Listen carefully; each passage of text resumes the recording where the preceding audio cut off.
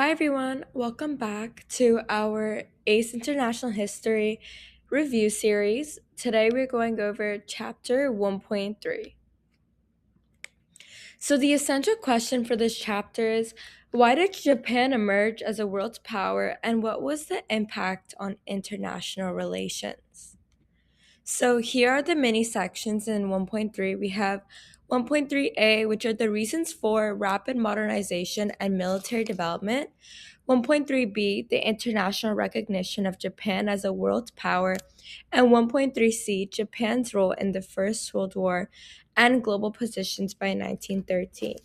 So we are going to do this a little differently. If you have watched my other videos, I am just going to say everything all together in kind of like one slide, just because this topic is really short and this is how we're going to save time to make sure you guys can cram in a day and not a week.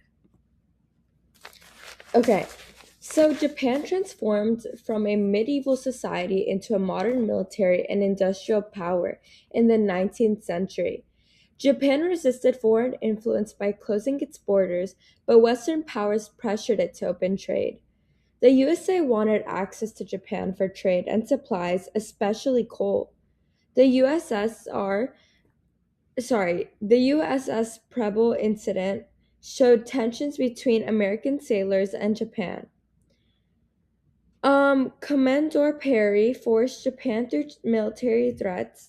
Japan rapidly modernized after the Meiji Restoration by centralizing government industrializing.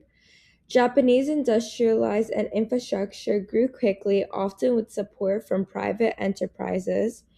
Japan's modernization also included building a strong military and instilling loyalty to the emperor. The First Sino-Japanese War showed Japan's strength and need for resources to expand.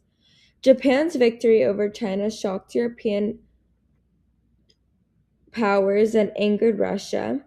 The triple interventions forced Japanese to give up Port Arthur, humiliating Japan but motivating future revenge.